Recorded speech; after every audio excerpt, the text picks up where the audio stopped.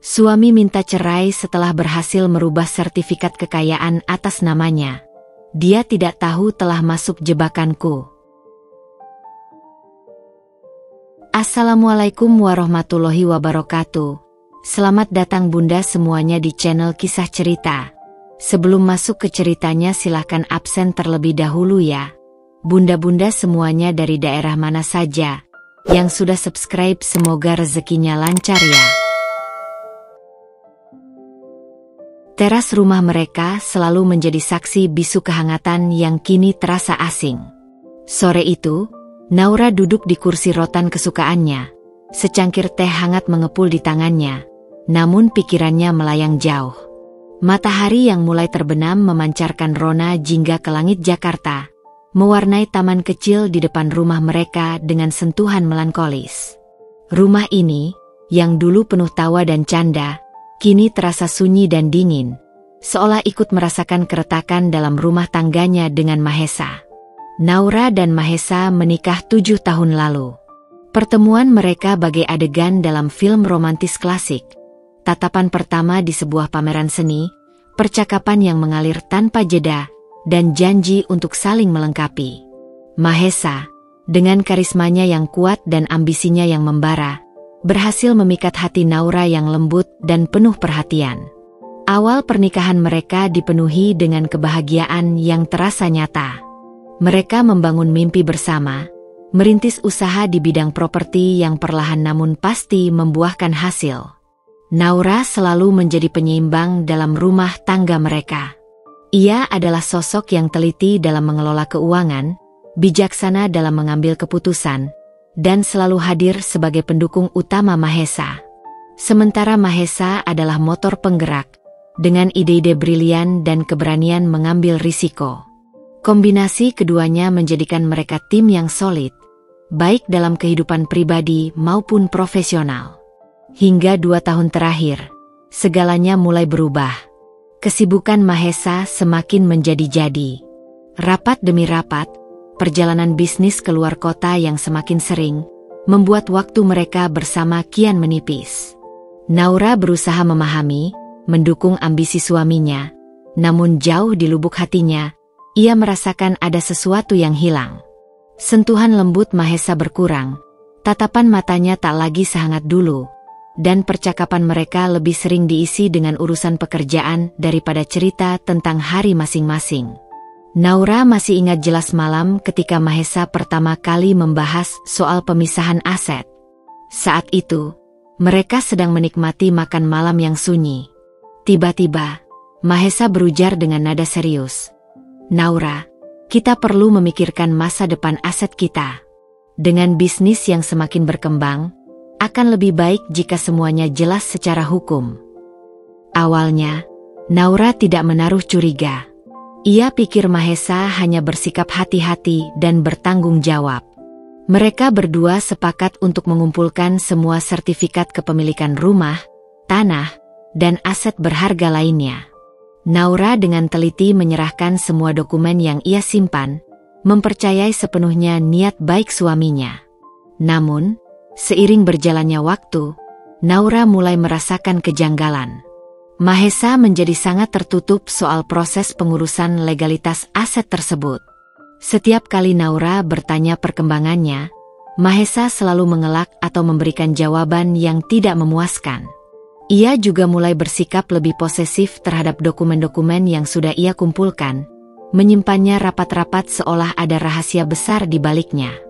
Kecurigaan Naura semakin menguat ketika ia tidak sengaja melihat Mahesa menerima telepon dengan nada berbisik-bisik dan tergesa-gesa mematikan panggilan saat ia mendekat. Beberapa kali ia juga mendapati Mahesa mengirim pesan singkat dengan senyum misterius di wajahnya. Insting seorang istri berbisik keras di telinganya, mengatakan bahwa ada sesuatu yang tidak beres. Malam ini, di teras yang mulai remang-remang, Naura menarik napas dalam-dalam. Ia tidak lagi bisa mengabaikan firasat buruknya. Ia merasa ada jurang yang semakin dalam memisahkan dirinya dengan Mahesa. Ia mencintai suaminya, namun ia juga merasakan ada kebohongan yang sedang dirajut di belakangnya. Tanpa ia sadari, Mahesa sedang menjalankan sebuah rencana rahasia. Sebuah rencana yang akan segera mengubah hidup mereka untuk selamanya. Dan Mahesa tidak tahu bahwa di balik sikap diam dan patuh Naura, sebuah jebakan sedang disiapkan dengan cermat. Beberapa minggu berlalu sejak percakapan samar Mahesa tentang urgensi pemisahan aset. Suasana di rumah mereka semakin terasa hambar, seperti sayur tanpa garam. Naura berusaha mempertahankan kehangatan, namun Mahesa seolah membangun tembok tak kasat mata di antara mereka. Panggilan teleponnya semakin sering terjadi di luar jangkauan pendengaran Naura, dan tatapannya seringkali kosong, seolah pikirannya berada di tempat lain. Malam itu, jarum jam sudah melewati angka 10 ketika akhirnya Mahesa menginjakkan kaki di ambang pintu.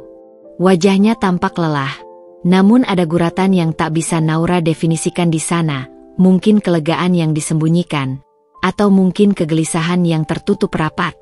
"Maaf, sayang, rapat dengan Pak Surya di luar kota molor. Ada beberapa detail proyek yang harus diselesaikan segera," ujarnya sambil mencium kening Naura sekilas, sebuah formalitas yang akhir-akhir ini sering terjadi. Naura mengangguk, berusaha menyembunyikan kekecewaannya. Ia sudah menyiapkan makan malam istimewa, berharap bisa menghabiskan waktu berkualitas dengan suaminya setelah beberapa hari Mahesa tampak begitu sibuk. Ia membantu Mahesa melepaskan jas mahalnya dan menyampirkannya di sandaran kursi ruang makan. Saat itulah, indera penciuman Naura menangkap sesuatu yang asing. Sebuah aroma bunga yang manis, namun bukan jenis keharuman yang biasa Naura gunakan atau yang pernah ia cium melekat pada tubuh Mahesa. Ada sentuhan eksotis dan sedikit sensual di sana.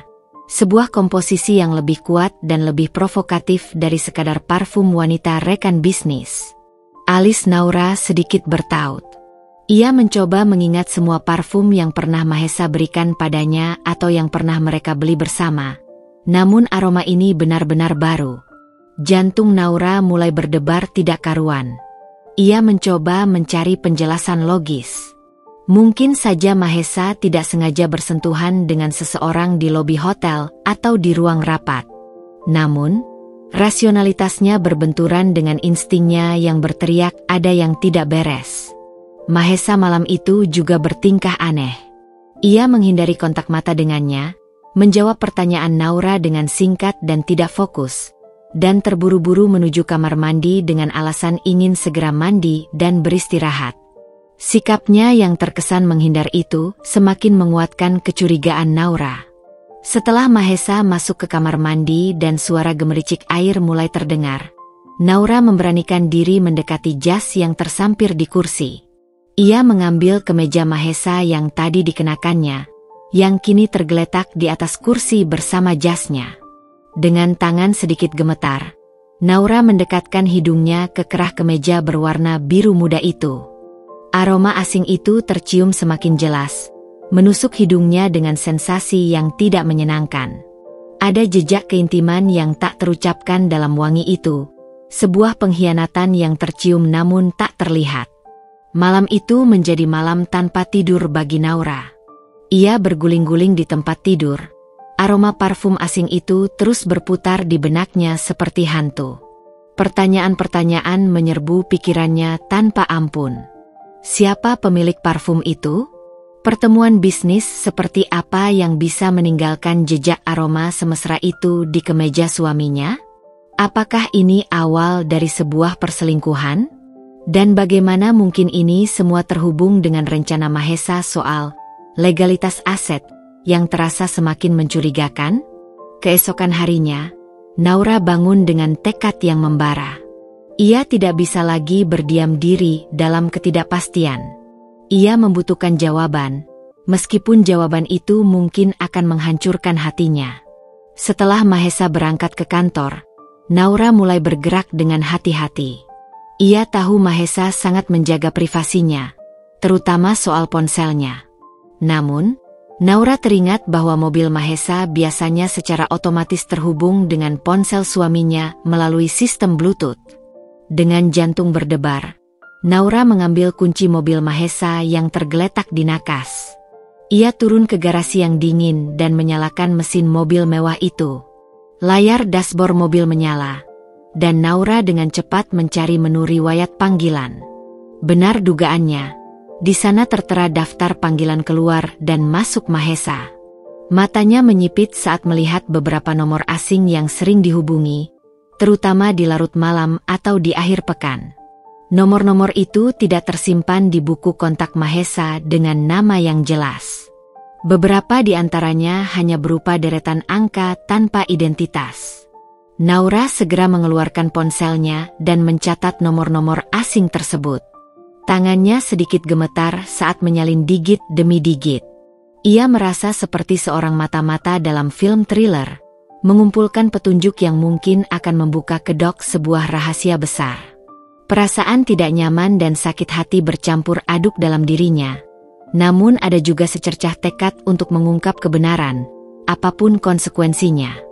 Aroma parfum asing dan deretan nomor misterius di riwayat panggilan mobil telah menjadi titik balik. Naura tahu, ia tidak bisa lagi berpura-pura tidak tahu. Ia harus bertindak. Keesokan harinya, setelah penemuan samar namun mengusik di layar ponsel Mahesa, Naura terjebak dalam pusaran emosi yang saling bertentangan.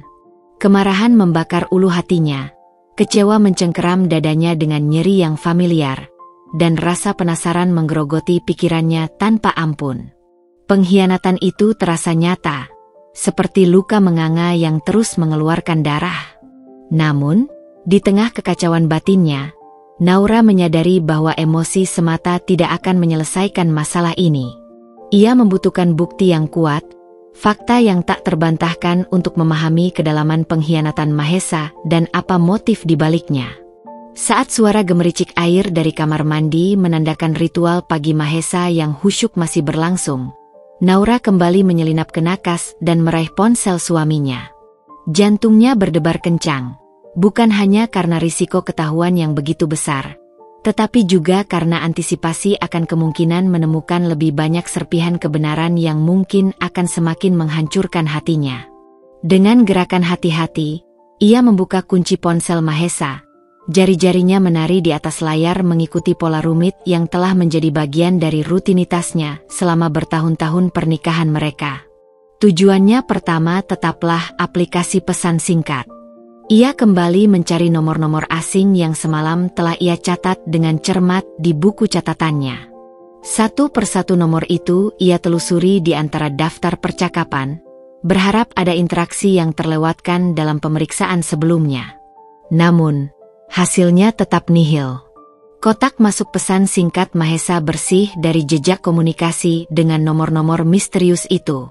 Naura menduga Mahesa sangat teliti dalam menghapus percakapannya, mungkin secara manual atau bahkan menggunakan aplikasi khusus untuk menyembunyikan atau menghapus pesan secara otomatis.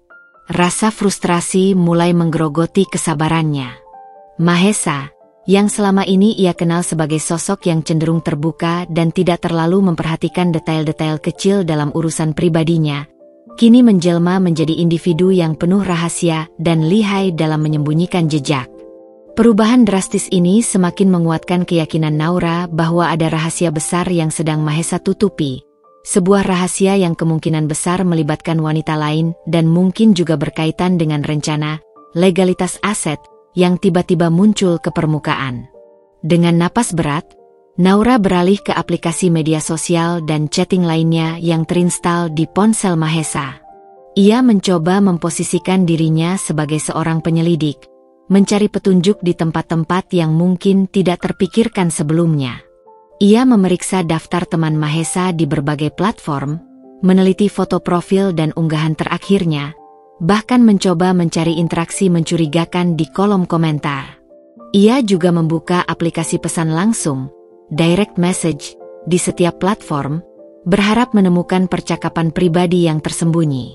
Pekerjaan ini terasa melelahkan dan membosankan, seperti menyisir pantai yang luas untuk mencari sebutir pasir yang berbeda.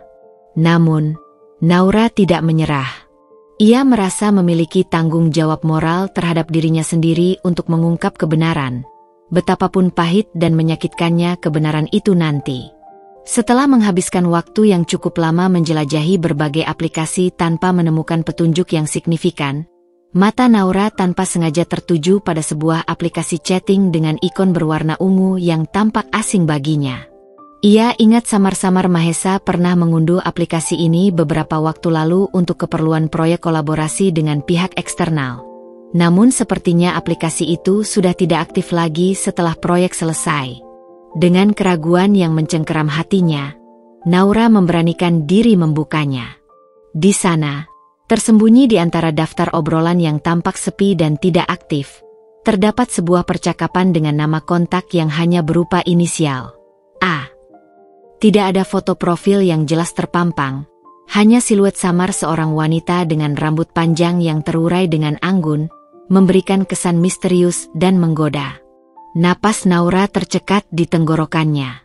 Firasat buruk yang selama ini ia abaikan kini menjelma menjadi keyakinan yang menakutkan. Dengan jari-jari yang terasa dingin dan sedikit gemetar, ia mengetuk nama kontak A dan membuka percakapan tersebut. Layar ponsel langsung menampilkan serangkaian pesan singkat yang membuat jantung Naura berdebar semakin kencang. Sapaan-sapaan mesra seperti sayang, cintaku, dan malaikatku, berselang-seling dengan emoji ciuman virtual dan simbol hati yang penuh kasih. Ada juga beberapa pesan yang mengatur rencana pertemuan, meskipun tidak secara eksplisit menyebutkan lokasi dan waktu, namun tersirat adanya hubungan yang intim dan tersembunyi. Salah satu pesan dari Mahesa yang tertanggal beberapa hari sebelumnya, tepat setelah ia beralasan rapat di luar kota, berbunyi, "Tidak sabar untuk segera bertemu denganmu lagi. A. Proyek kecil kita ini sebentar lagi akan membuahkan hasil yang manis." Balasan dari A terdengar ambigu namun penuh makna. "Aku juga sangat merindukanmu, Mahesa. Semua pengorbanan dan kerahasiaan ini pasti akan sepadan dengan apa yang akan kita dapatkan nanti." Naura mengerutkan kening dalam-dalam. Proyek kecil? Pengorbanan? Konteks percakapan ini terasa jauh lebih personal dan penuh intrik daripada sekadar urusan bisnis profesional. Dengan rasa penasaran yang semakin membuncah, Naura terus menggulir layar ke atas, berusaha mencari potongan-potongan informasi yang lebih jelas dan konkret. Ia menemukan beberapa foto yang dikirimkan oleh kontak A. Foto-foto itu menampilkan seorang wanita berparas ayu dengan senyum yang memancarkan kepercayaan diri dan sedikit menggoda. Gaya berpakaiannya selalu modis dan mencerminkan status sosial yang tinggi. Naura memperhatikan setiap detail kecil dalam foto tersebut. Model anting berlian yang berkilauan, merek tas tangan mewah yang disandangnya, bahkan warna cat kuku yang merah menyala. Ia berusaha merekam semua detail visual ini dalam benaknya, berharap suatu saat nanti informasi ini bisa menjadi kunci untuk mengungkap identitas sebenarnya dari wanita misterius berinisial A ini. Kemudian, mata Naura tertumbuk pada rangkaian percakapan yang terjadi beberapa hari yang lalu, tepat setelah Mahesa pulang larut malam dengan aroma parfum asing yang begitu kuat membekas di ingatannya. Dalam pesan dari A, tertulis, "Terima kasih untuk malam yang indah, Mahesa. Bunga-bunga yang kamu berikan sangat cantik." Mahesa membalas dengan nada mesra, "Kamu jauh lebih cantik, sayang. Sampai jumpa di pertemuan berikutnya." Hati Naura terasa seperti dihantam oleh palu godam yang tak terlihat. Bukti-bukti ini terlalu kuat untuk disangkal. Aroma parfum asing itu hampir pasti milik wanita ini. A. Air mata yang selama ini ia tahan dengan susah payah akhirnya pecah juga. Ia merasa dikhianati, diremehkan, dan dipermainkan oleh pria yang selama ini ia cintai dan percayai dengan sepenuh hatinya. Pengkhianatan ini terasa seperti tusukan belati tepat di jantungnya. Rasa sakit dan kecewa bercampur aduk dengan kemarahan yang mulai membara di dadanya. Sebuah amarah dingin yang belum pernah ia rasakan sebelumnya. Namun, di tengah badai emosi yang berkecamuk di dalam dirinya, muncul juga secercah tekad dan kewaspadaan yang tajam. Ia tidak akan membiarkan Mahesa terus mempermainkannya dan menganggapnya bodoh. Ia harus mencari tahu lebih banyak tentang wanita berinisial A ini, siapa dia sebenarnya, dan apa sebenarnya yang dimaksud Mahesa dengan proyek dan segalanya dalam pesan-pesan mereka.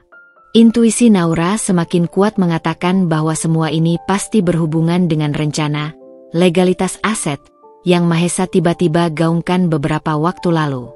Ada korelasi yang kuat yang mulai terbentuk di benaknya, seperti kepingan-kepingan puzzle yang perlahan mulai tersusun.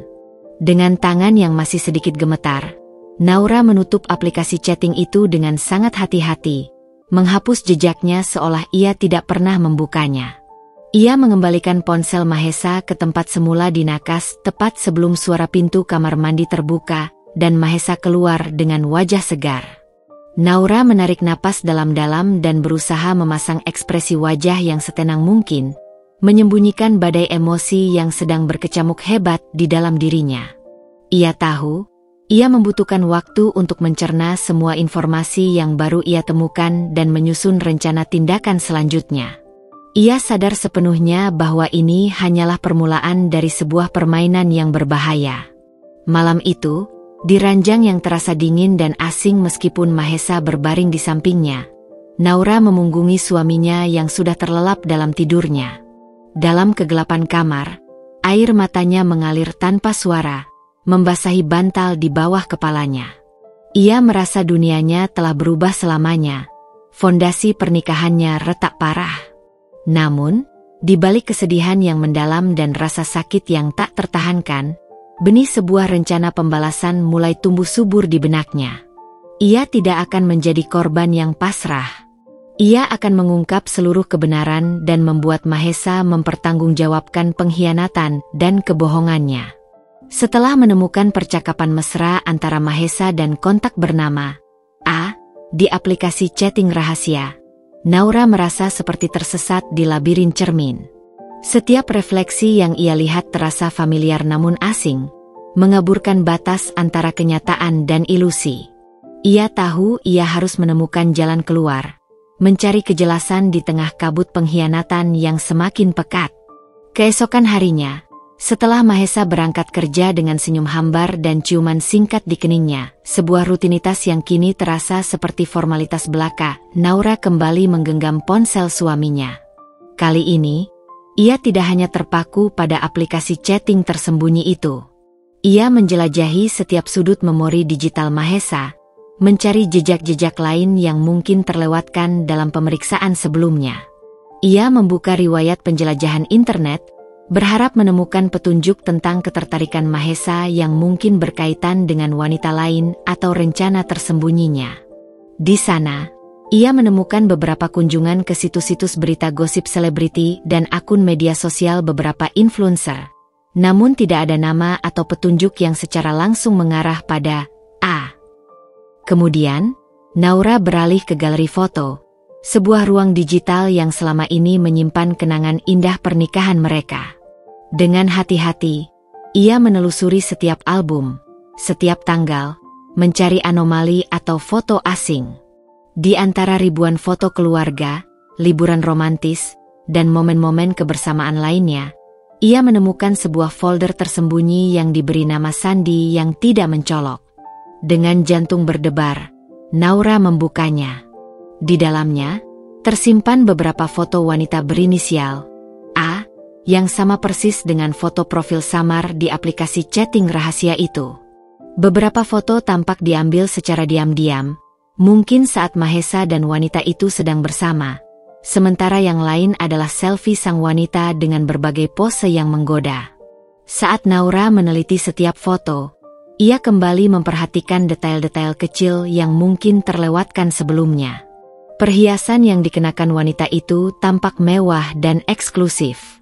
Gaya rambutnya selalu tertata sempurna, dan latar belakang tempat foto itu diambil memberikan sedikit petunjuk tentang gaya hidupnya yang glamor. Di salah satu foto selfie yang diambil di dalam ruangan, Naura melihat sebagian interior sebuah kafe dengan logo yang samar tercetak di sisi cangkir kopi yang dipegang wanita itu. Logo itu berbentuk unik, seperti rangkaian bunga yang membentuk inisial. Naura mencoba keras mengingat apakah ia pernah melihat logo itu sebelumnya. Otaknya bekerja keras memutar kembali memori-memori masa lalu. Tiba-tiba, sebuah kilatan ingatan muncul di benaknya. Logo itu sangat mirip dengan logo Serenity Cafe, sebuah kafe butik yang cukup terkenal di kalangan sosialita Jakarta dan terletak di kawasan Senopati. Ia ingat pernah beberapa kali mengunjungi kafe itu beberapa tahun yang lalu bersama seorang teman lamanya, Rina, yang memang memiliki lingkaran pertemanan di kalangan tersebut. Sebuah ide cerdas dan penuh harapan tiba-tiba muncul di benak Naura. Rina adalah sosok yang memiliki jaringan pertemanan yang luas dan selalu tahu perkembangan gosip terbaru di kalangan sosialita Jakarta. Jika ada seseorang yang mungkin mengenal wanita di foto itu, atau setidaknya pernah melihatnya di Serenity Cafe, maka orang itu adalah Rina. Tanpa membuang waktu berharga, Naura segera meraih ponselnya dan menghubungi Rina. Setelah bertukar basa-basi singkat tentang kabar masing-masing, Naura memberanikan diri mengajukan pertanyaan yang selama ini menggerogoti pikirannya. Rin, aku mau tanya sesuatu yang mungkin terdengar agak aneh dan pribadi. Apa kamu mengenal seseorang dengan inisial A yang sering terlihat di kalangan sosialita? Terdengar jeda singkat di seberang saluran telepon. Inisial A? Wah, now, banyak sekali orang dengan inisial itu di Jakarta ini. Memangnya kenapa? Ada apa gerangan? Tanya Rina dengan nada sedikit terkejut dan curiga. Naura menarik napas dalam-dalam, mencoba merangkai kata-kata yang tepat. Ia tidak ingin menceritakan seluruh detail pengkhianatan Mahesa pada Rina, setidaknya belum saat ini. Ia hanya membutuhkan sedikit informasi awal. Begini, Rin. Aku tidak sengaja melihat fotonya. Dia berambut panjang. Gaya berpakaiannya sangat modis dan berkelas. Aku ingat samar-samar melihat logo Serenity Cafe di salah satu fotonya. Logo rangkaian bunga membentuk inisial. Terdengar helaan napas Rina di seberang sana, seolah ia sedang berpikir keras. Oh, kalau sering di Serenity Cafe dan logonya seperti rangkaian bunga, sepertinya aku tahu siapa yang kamu maksud. Ada beberapa sosialita dan influencer yang memang sering nongkrong di sana. Coba kamu kirim fotonya ke aku. Now, nanti aku coba tanya-tanya ke beberapa teman dekatku yang mungkin mengenalnya. Naura merasakan secercah harapan menyala di dalam hatinya. Ada kemungkinan ia bisa mengungkap identitas wanita misterius itu melalui bantuan Rina. Dengan hati-hati, ia memilih salah satu foto selfie terbaik wanita itu dari galeri Mahesa dan mengirimkannya kepada Rina melalui aplikasi pesan singkat. Ia menunggu dengan cemas. Setiap detik terasa begitu lambat, menantikan balasan dari temannya yang mungkin membawa jawaban atas pertanyaan-pertanyaan yang selama ini menghantuinya. Tidak lama kemudian, ponsel Naura berdering. Sebuah panggilan masuk dari Rina tertera di layarnya. Dengan tangan sedikit gemetar, Naura mengangkat telepon itu. Halo, Rin. Now, suara Rina terdengar sedikit terkejut namun juga penuh empati. Aku rasa aku tahu siapa wanita di foto ini. Namanya Anya.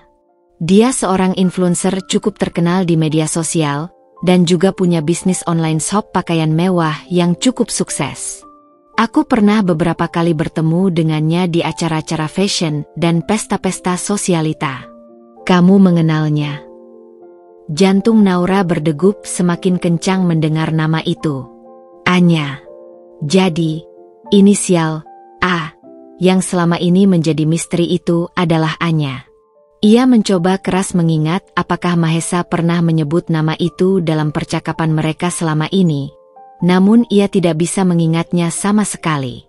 Fakta ini semakin menguatkan dugaannya bahwa hubungan Mahesa dan Anya memang disembunyikan rapat-rapat. Tidak, Rin.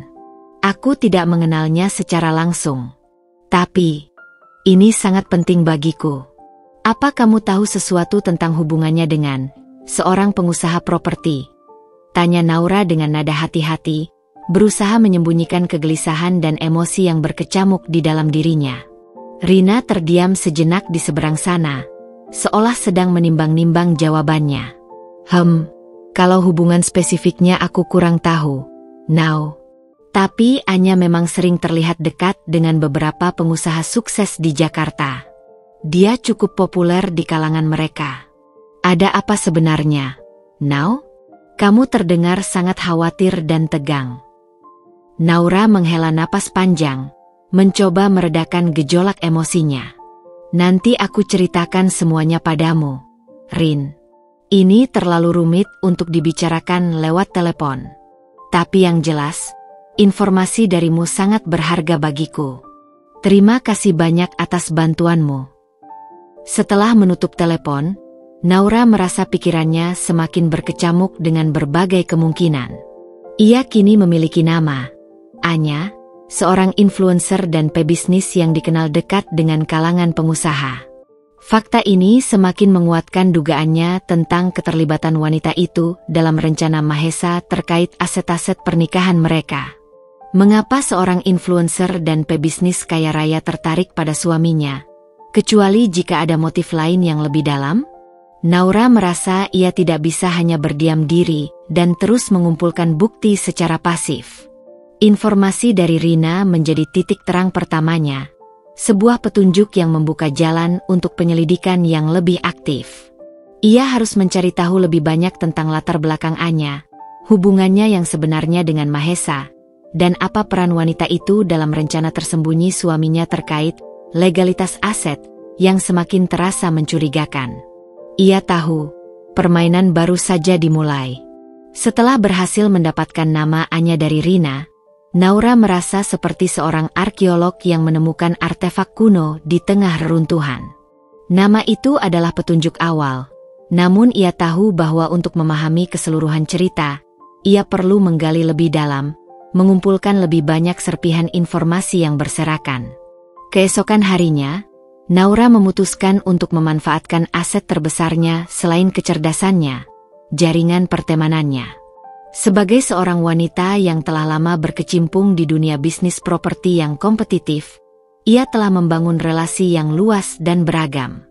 Ia mulai menghubungi beberapa teman dan kenalannya yang mungkin memiliki informasi relevan tentang Anya atau bahkan pernah berinteraksi dengannya dalam lingkaran bisnis atau pergaulan sosialita Jakarta yang penuh intrik. Naura sangat berhati-hati dalam mengajukan pertanyaan. Ia tidak ingin terkesan sedang menyelidiki atau menyebarkan gosip yang belum tentu benar. Ia menggunakan taktik bertanya secara umum, seolah hanya ingin tahu lebih banyak tentang sosok Anya, reputasinya di kalangan bisnis, dan proyek-proyek kolaborasi yang mungkin pernah ia kerjakan. Ia juga menanyakan tentang gaya pergaulannya dan koneksinya dengan para pengusaha sukses di ibu kota. Dari beberapa teman sosialitanya yang memiliki lidah tajam dan mata yang awas, Naura mendapatkan gambaran yang cukup jelas tentang Anya. Ia digambarkan sebagai wanita yang sangat ambisius, memiliki kecerdasan di atas rata-rata, dan pesona yang mampu meluluhkan hati banyak pria berkuasa. Anya dikenal pandai memanfaatkan koneksinya untuk memajukan karirnya sebagai influencer dan pebisnis online shop pakaian mewah. Beberapa teman Naura bahkan secara tidak sengaja pernah melihat Anya dan Mahesa bersama dalam beberapa acara peluncuran proyek properti atau pertemuan bisnis belakangan ini. Mereka mengira keduanya sedang menjalin kerjasama profesional, mengingat Mahesa juga dikenal sebagai pengusaha properti yang sukses. Informasi ini bagai anak panah yang menancap tepat di jantung Naura. Jadi, kedekatan Mahesa dan Anya tidak hanya sebatas hubungan personal yang terlarang, tetapi juga melibatkan urusan bisnis yang mungkin menjadi kedok untuk pertemuan-pertemuan rahasia mereka. Ini menjelaskan mengapa Mahesa sering beralasan harus bertemu klien penting atau membahas proyek hingga larut malam, padahal mungkin saja ia sedang menghabiskan waktu dengan wanita itu. Tidak puas dengan informasi dari teman-temannya, Naura juga melakukan penyelidikan secara online. Ia menjelajahi akun media sosial Anya yang ternyata memiliki banyak pengikut dan interaksi yang tinggi. Dari sana, Ia mendapatkan lebih banyak gambaran tentang gaya hidup mewah Anya yang penuh dengan kemewahan, lingkaran pertemanannya yang didominasi oleh para sosialita dan pengusaha, serta berbagai proyek bisnis yang sedang ia geluti. Namun, meskipun Anya sering berinteraksi dengan banyak orang di media sosial, Naura tidak menemukan satupun foto atau unggahan yang secara eksplisit menunjukkan kedekatannya dengan Mahesa. Anya tampaknya sangat menjaga citra publiknya dan berhati-hati dalam mempublikasikan hubungan pribadinya. Namun, mata jeli Naura tidak menyerah begitu saja. Ia memperhatikan dengan seksama setiap komentar yang muncul di unggahan-unggahan Anya. Ia menemukan beberapa komentar dari akun-akun yang tidak dikenal, atau hanya memiliki sedikit pengikut yang terasa sedikit berbeda dari komentar-komentar lainnya. Komentar-komentar tersebut seringkali menggunakan emoji hati atau memberikan pujian yang berlebihan dengan nada yang sedikit personal. Naura mencatat nama-nama akun tersebut, berharap bisa menemukan petunjuk lebih lanjut tentang identitas mereka dan kemungkinan keterkaitan mereka dengan Mahesa atau Anya. Selain fokus mencari informasi tentang Anya, Naura juga tidak melupakan tujuan utama Mahesa terkait legalitas aset mereka. Ia merasa perlu memahami secara utuh apa yang sedang direncanakan suaminya di belakangnya. Dengan hati-hati, ia mulai mengumpulkan semua dokumen kepemilikan aset mereka yang tersimpan di brankas rumah. Ia mempelajari setiap detail dalam dokumen-dokumen tersebut, mencoba memahami alur proses hukum yang sedang berjalan dan implikasinya bagi dirinya. Untuk mendapatkan pemahaman yang lebih mendalam, Naura menghubungi seorang teman lamanya dari masa kuliah yang kini berprofesi sebagai notaris terpercaya. Dengan alasan ingin berkonsultasi mengenai perencanaan keuangan keluarga, Naura bertemu dengan temannya secara diam-diam di sebuah kafe yang jauh dari jangkauan kenalan mereka. Ia menunjukkan salinan beberapa dokumen aset mereka dan menanyakan tentang proses balik nama sertifikat kepemilikan. Informasi yang ia dapatkan dari temannya itu sangat mengejutkan dan menghancurkan hatinya. Temannya menjelaskan bahwa proses balik nama sertifikat kepemilikan aset memang sedang berjalan dengan lancar dan bahkan hampir selesai. Yang lebih mengkhawatirkan, semua aset yang semula atas nama mereka berdua kini dialihkan sepenuhnya atas nama Mahesa seorang, tanpa mencantumkan nama Naura sebagai pemilik bersama. Mendengar konfirmasi mengerikan ini, hati Naura terasa seperti ditusuk oleh ribuan jarum yang tajam. Jadi, inilah rencana licik Mahesa yang sebenarnya. Ia tidak hanya menjalin hubungan terlarang dengan wanita lain di belakangnya, tetapi juga secara sistematis berencana untuk menguasai seluruh aset keluarga mereka secara diam-diam, meninggalkannya tanpa apapun. Kata-kata Mahesa dalam pesan singkatnya kepada Anya, "Sebentar lagi kita akan memiliki segalanya," kini terasa begitu mengerikan dan penuh perhitungan, merujuk pada penguasaan aset mereka. Naura merasakan gelombang amarah dan luka yang tak terhingga menghantam dirinya. Kepercayaan dan cinta yang selama ini ia berikan dengan tulus kepada Mahesa telah dihancurkan dengan cara yang begitu keji dan terencana. Namun, di tengah badai emosi yang berkecamuk di dalam dirinya, tekadnya untuk melawan dan membela diri semakin menguat. Ia tidak akan membiarkan Mahesa merampas haknya dan masa depannya begitu saja tanpa perlawanan. Dengan informasi tentang identitas Anya dan konfirmasi tentang rencana jahat Mahesa terkait pengalihan aset, Naura merasa ia telah mengumpulkan cukup banyak serpihan informasi untuk mulai menyusun gambaran yang lebih jelas tentang pengkhianatan suaminya. Ia tahu bahwa ia tidak bisa lagi hanya berdiam diri dan mengumpulkan bukti secara pasif.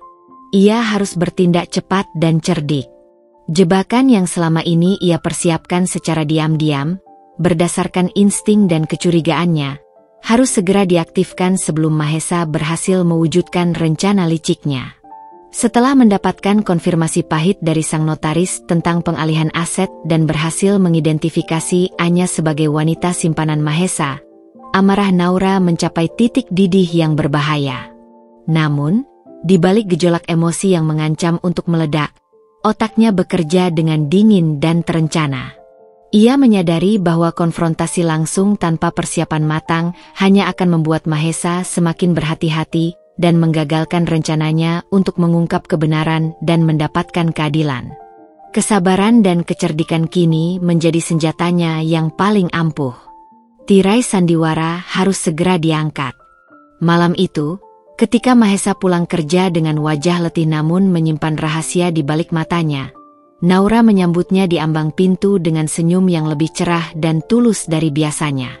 Ia bahkan telah menyiapkan kejutan kecil, makan malam romantis di teras belakang rumah mereka, lengkap dengan lilin-lilin aromatik yang menari-nari dalam kegelapan, alunan musik lembut yang mengalun dari speaker tersembunyi, dan buket bunga mawar merah kesukaan mereka yang sudah lama tidak menghiasi meja makan mereka. Mahesa tampak terkejut bercampur senang dengan perubahan sikap Naura yang tiba-tiba dan begitu menyenangkan. Mungkin dalam benaknya, ia menyimpulkan bahwa Naura sama sekali tidak menaruh curiga dan semakin mudah untuk ia manipulasi sesuai dengan rencananya. Selama makan malam yang terasa intim dan penuh kepalsuan bagi Naura, ia bersikap sangat manis dan penuh perhatian kepada Mahesa.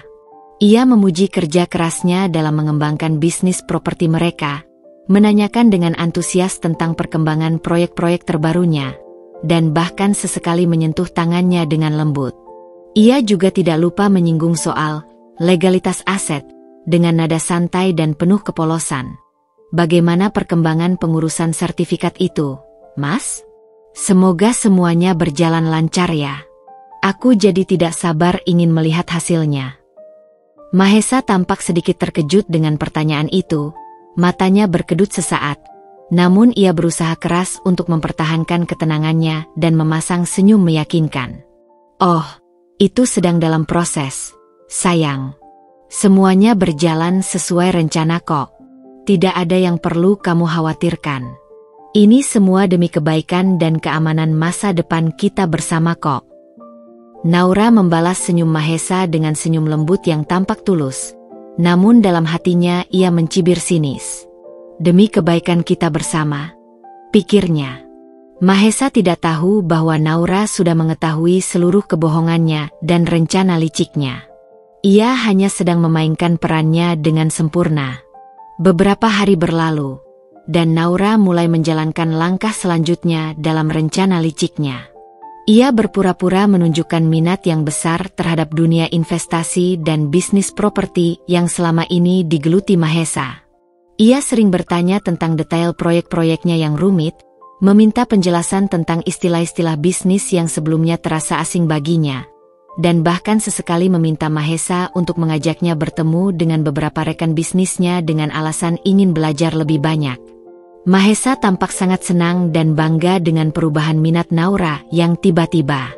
Ia merasa istrinya akhirnya mulai memahami dan mendukung ambisinya, bahkan ingin terlibat lebih dalam kehidupannya sebagai seorang pengusaha.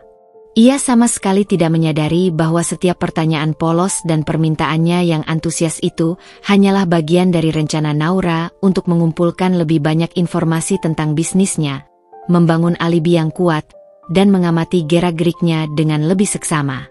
Suatu sore, Naura dengan nada manja meminta Mahesa untuk menemaninya menghadiri sebuah acara pameran properti bergengsi yang diadakan oleh salah satu rekan bisnis terkemuka Mahesa. Mahesa awalnya tampak enggan karena merasa sangat lelah setelah seharian berkutat dengan pekerjaan di kantor. Namun Naura berhasil membujuknya dengan rayuan lembut dan janji pijatan relaksasi di rumah setelah acara selesai. Mahesa pun luluh dan bersedia menemaninya. Di acara pameran properti yang ramai dan dipenuhi oleh para pengusaha dan investor kelas atas itu, Naura dengan sengaja bersikap sangat ramah dan mudah bergaul dengan semua orang yang ia temui. Ia aktif berkenalan dengan banyak rekan bisnis Mahesa, bertukar kartu nama dengan senyum menawan, dan terlibat dalam percakapan ringan seputar perkembangan industri properti. Ia juga tidak lupa untuk menanyakan tentang proyek-proyek terbaru yang sedang mereka kerjakan dan potensi investasi menarik di masa depan, menunjukkan ketertarikannya yang baru. Saat Mahesa sedang asyik berbicara dengan seorang rekan bisnisnya di sudut ruangan, mata Naura tanpa sengaja menangkap sosok Anya yang berdiri tidak jauh dari mereka, sedang berbincang akrab dengan seorang wanita lain yang tampak seusianya. Jantung Naura berdebar sedikit lebih cepat, Namun ia berhasil mempertahankan ketenangannya. Ia menarik napas dalam-dalam dan dengan langkah anggun namun penuh perhitungan, ia menghampiri kedua wanita itu. "Selamat sore," sapa Naura dengan senyum ramah yang tampak tulus namun menyimpan bara di dalamnya. Anya dan wanita di sampingnya menoleh dengan ekspresi terkejut yang tidak bisa mereka sembunyikan sepenuhnya. "Selamat sore," jawab Anya dengan nada suara yang sedikit gugup dan terkejut. Ia tampak tidak menyangka akan bertemu dengan istri Mahesa di acara yang sama. "Saya Naura, istrinya Mahesa," kata Naura sambil mengulurkan tangannya dengan anggun kepada Anya. Matanya menatap langsung ke mata Anya, menyelidik setiap ekspresi di wajah wanita itu. Anya menjabat tangan Naura dengan senyum yang dipaksakan dan sedikit kaku. "Oh, Naura, saya Anya, rekannya Mahesa dalam beberapa proyek properti. Senang sekali bertemu dengan Anda secara langsung, Anya. Mahesa sering sekali bercerita tentang proyek-proyek kolaborasi kalian yang sangat sukses," kata Naura dengan nada sopan namun menyimpan sindiran yang tajam. Ia memperhatikan dengan seksama ekspresi wajah Anya yang tampak semakin tidak nyaman dan berusaha menyembunyikan kegugupannya. Wanita di samping Anya hanya tersenyum canggung, merasakan adanya ketegangan yang tak terucapkan di antara kedua wanita itu. Percakapan singkat namun penuh ketegangan yang tersembunyi itu menjadi awal dari permainan yang sesungguhnya. Naura telah menunjukkan kepada Anya bahwa ia mengetahui keberadaannya dan hubungannya dengan Mahesa.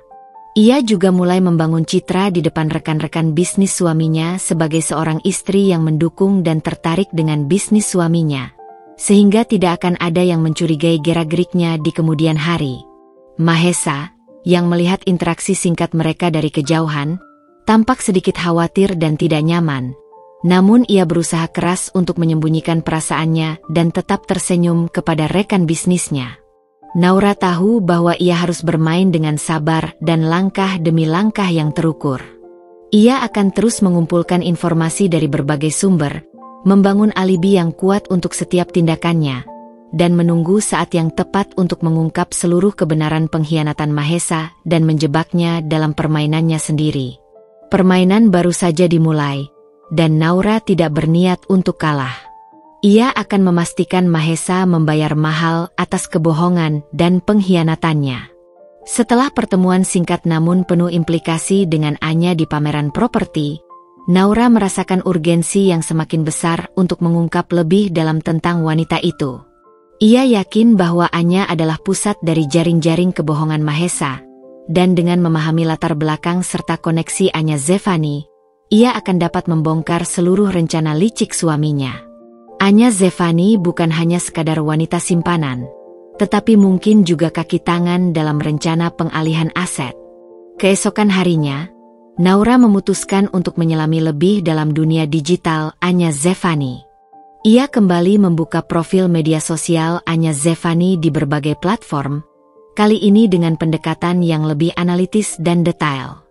Ia tidak hanya melihat unggahan terbaru, tetapi juga menelusuri kembali postingan lama, mencari pola interaksi, lokasi yang sering dikunjungi, dan orang-orang yang sering berinteraksi dengannya. Ia juga memperhatikan gaya bahasa dan topik yang sering dibahas Anya Zevani dalam captionnya, mencoba memahami kepribadian dan minat wanita itu. Naura menemukan bahwa Anya Zevani memiliki citra publik yang sangat terjaga. Setiap unggahannya menampilkan kehidupan yang glamor, penuh dengan acara-acara eksklusif, produk-produk mewah, dan kolaborasi dengan merek-merek ternama. Ia memiliki banyak pengikut setia yang terpesona dengan gaya hidupnya. Namun, di balik fasad kesempurnaan itu, Naura merasakan adanya lapisan yang disembunyikan rapat-rapat. Tidak ada satupun unggahan yang secara langsung menyebutkan nama Mahesa atau memberikan indikasi adanya hubungan romantis. Anya Zevani tampaknya sangat pandai memisahkan kehidupan pribadi dan profesionalnya di ranah publik. Namun, ketelitian Naura tidak berhenti di permukaan. Ia kembali memeriksa daftar pengikut dan akun yang diikuti Anya Zevani. Ia mencari nama-nama yang mungkin memiliki kaitan dengan Mahesa atau bisnis properti mereka, meskipun samar. Ia juga mencatat akun-akun yang sering memberikan komentar dengan nada yang lebih personal, atau menggunakan emoji-emoji yang menunjukkan keakraban yang lebih dari sekadar penggemar atau kolega bisnis. Beberapa akun tampak mencurigakan, seperti akun-akun baru dengan sedikit pengikut atau tanpa foto profil yang jelas. Namun, ada juga beberapa akun dengan identitas yang lebih jelas yang menarik perhatian Naura. Salah satu akun yang menarik perhatian Naura adalah milik seorang fotografer lepas dengan nama Pena yang cukup dikenal di kalangan sosialita dan bisnis Jakarta. Naura melihat bahwa fotografer ini seringkali mengabadikan momen-momen penting dalam berbagai acara yang dihadiri Anya Zevani. Dengan sabar, Naura menelusuri galeri foto di akun tersebut.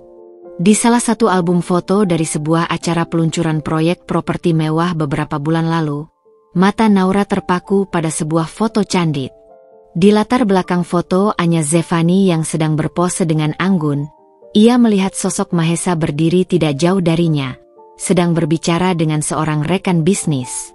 Meskipun mereka tidak terlihat berinteraksi secara langsung dalam frame foto itu, keberadaan mereka berdua di acara yang sama bisa menjadi petunjuk penting tentang lingkaran pergaulan mereka yang mungkin saling bersinggungan. Naura menyimpan nama akun fotografer tersebut, berencana untuk menghubunginya nanti dengan harapan ia memiliki lebih banyak foto atau informasi yang mungkin lebih eksplisit. Selain menjelajahi media sosial, Naura juga memanfaatkan mesin pencari untuk mengumpulkan lebih banyak informasi tentang Anya Zevani. Ia mengetikkan nama lengkap Anya Zevani dan mencari berita, artikel wawancara, atau profil bisnis yang mungkin menyebutkan tentang dirinya. Ia menemukan beberapa artikel yang mengulas kesuksesan Anya Zevani sebagai influencer dan pengusaha muda yang cerdas. Namun, lagi-lagi, tidak ada informasi yang secara langsung mengaitkannya dengan Mahesa atau bisnis properti. Anya Zevani tampaknya berhasil menjaga kehidupan pribadinya tetap tertutup dari sorotan media. Kemudian, ingatan Naura kembali pada komentar-komentar mencurigakan yang ia lihat di unggahan Anya Zevani. Ia kembali membuka akun-akun tersebut dan meneliti profil mereka dengan lebih seksama. Beberapa akun terkonfirmasi sebagai akun palsu atau baru dibuat, kemungkinan digunakan oleh haters atau stalker. Namun, ada satu akun dengan nama Saskia yang cukup aktif di media sosial dan memiliki banyak pengikut terverifikasi. Saskia adalah seorang fashion blogger dan selebgram yang cukup dikenal di Jakarta. Naura ingat pernah bertemu dengannya beberapa kali di acara-acara fashion dan peluncuran produk. Ia memutuskan untuk mencoba membangun komunikasi dengan Saskia secara pribadi melalui pesan langsung. Dengan alasan ingin menjalin kolaborasi dalam sebuah proyek endorsement kecil untuk produk kecantikan, Naura mengirimkan pesan singkat yang sopan dan profesional kepada Saskia. Setelah beberapa kali bertukar pesan dan membangun sedikit keakraban virtual, Naura memberanikan diri untuk menanyakan tentang Anya Zevani dengan nada santai dan seolah-olah hanya ingin memperluas jaringan. "Hai Saskia, senang bisa terhubung denganmu. Aku perhatikan kamu cukup sering berinteraksi dengan Anya Zevani di Instagram. Kalian teman dekat ya?" tanya Naura dengan hati-hati, menyembunyikan motif sebenarnya. Saskia menjawab dengan ramah dan antusias. "Hai, nama Naura." "Iya, aku dan Anya Zevani cukup dekat. Kami sering bertemu di berbagai acara dan saling mendukung dalam pekerjaan. Ada apa ya? Kamu tertarik untuk kolaborasi dengannya juga?" Naura menarik napas dalam-dalam, merasa ini adalah kesempatan emas untuk mendapatkan informasi yang ia butuhkan. "Oh, belum kepikiran sampai sana sih. Aku hanya penasaran saja. Aku dengar-dengar Anya Zevani punya koneksi yang bagus di bidang properti. Kebetulan aku sedang ada proyek kecil dan mungkin bisa saling berbagi informasi. Apa kamu tahu dia pernah bekerja sama dengan pengusaha properti tertentu atau mungkin punya kenalan di bidang itu?" Saskia tampak berpikir sejenak sebelum menjawab. Kalau kerja sama bisnis properti secara langsung aku kurang tahu detailnya. Tapi setahuku, Anya Zevani memang dekat dengan beberapa pengusaha sukses di Jakarta, termasuk dari kalangan properti. Kenapa kamu tidak coba tanya langsung ke Anya Zevani saja? Dia orangnya cukup terbuka kok kalau soal bisnis. Meskipun Naura tidak mendapatkan informasi spesifik tentang keterlibatan Anya Zevani dengan Mahesa dalam bisnis properti, ia mendapatkan konfirmasi penting bahwa Anya Zevani memang memiliki koneksi yang kuat dengan kalangan pengusaha di bidang tersebut. Hal ini semakin menguatkan dugaannya bahwa hubungan Anya Zevani dengan Mahesa bukan hanya sekadar perselingkuhan biasa, tetapi mungkin juga melibatkan motif ekonomi dan rencana yang lebih besar terkait aset mereka. Naura mengucapkan terima kasih kepada Saskia atas informasinya dan mengakhiri percakapan dengan janji untuk menjalin kolaborasi di lain waktu. Ia merasa seperti sedang menyusun puzzle yang rumit dan penuh teka-teki. Setiap serpihan informasi yang berhasil ia kumpulkan membantunya melihat gambaran yang lebih jelas, meskipun masih banyak kepingan yang hilang dan misteri yang belum terpecahkan. Ia menyadari bahwa ia tidak bisa terburu-buru dalam bertindak. Ia harus terus mengumpulkan informasi dengan sabar dan hati-hati. Menjelajahi setiap sudut dunia Anya Zevani yang mungkin menyimpan lebih banyak rahasia tentang hubungannya yang sebenarnya dengan Mahesa dan rencana tersembunyi mereka yang semakin terasa mengancam. Dengan kepingan-kepingan informasi yang semakin mengarah pada satu kesimpulan pahit, Naura merasa amarahnya bergejolak seperti lava di bawah permukaan gunung berapi. Namun, ia berhasil menahan diri, menyadari bahwa tindakan impulsif hanya akan membuyarkan rencana yang telah ia susun dengan susah payah. Ia harus bermain dengan tenang, layaknya seorang pemain catur ulung yang sedang mengatur strategi untuk memenangkan pertandingan. Umpan harus dipasang dengan cermat, diselimuti kepolosan dan ketidaktahuan agar mangsanya tidak curiga. Naura memulai aksinya dengan menunjukkan ketertarikan yang dibuat-buat terhadap dunia bisnis properti yang menjadi ladang nafkah Mahesa. Ia seringkali mengajukan pertanyaan detail tentang proyek-proyek yang sedang dikerjakan suaminya, memintanya untuk menjelaskan istilah-istilah teknis yang rumit dengan tatapan mata yang penuh kekaguman palsu. Ia bahkan tak segan menawarkan ide-ide inovatif yang sebenarnya ia peroleh dari hasil riset mendalamnya tentang bisnis online shop pakaian mewah Anya Zevani, mencoba memancing reaksi Mahesa dan menguji pengetahuannya. Mahesa, yang dibutakan oleh egonya dan merasa berhasil menutupi perselingkuhannya, tampak semakin senang dan bangga dengan perubahan sikap Naura yang dianggapnya sebagai bentuk dukungan istri terhadap karirnya. Ia dengan antusias menjelaskan setiap detail yang Naura tanyakan, merasa istrinya mulai memahami dan menghargai kerja kerasnya. Ia sama sekali tidak menyadari bahwa Naura sedang menguji konsistensi ceritanya dan mencari celah sekecil apapun yang bisa ia manfaatkan nanti. Suatu malam, saat mereka sedang menikmati makan malam yang Naura masak dengan penuh kepura-puraan, ia tiba-tiba melontarkan sebuah ide brilian. "Mas," ujarnya dengan nada antusias, "aku punya ide bagus sekali untuk proyek kita yang menyebutkan lokasi proyek properti yang pernah Anya Zevani sebutkan secara implisit di salah satu unggahan media sosialnya.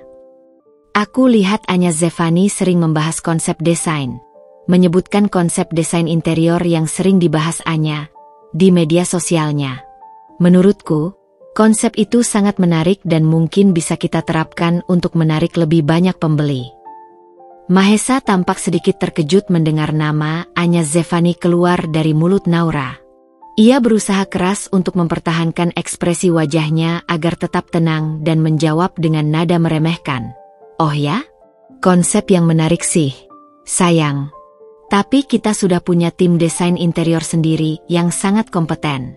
Aku yakin mereka pasti punya ide yang lebih orisinal dan sesuai dengan target pasar kita.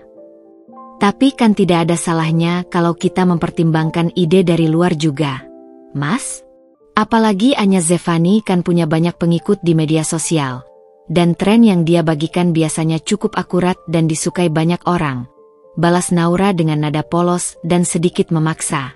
Ia mengamati dengan seksama ekspresi wajah Mahesa yang tampak sedikit gelisah dan berusaha menyembunyikan ketidaknyamanannya.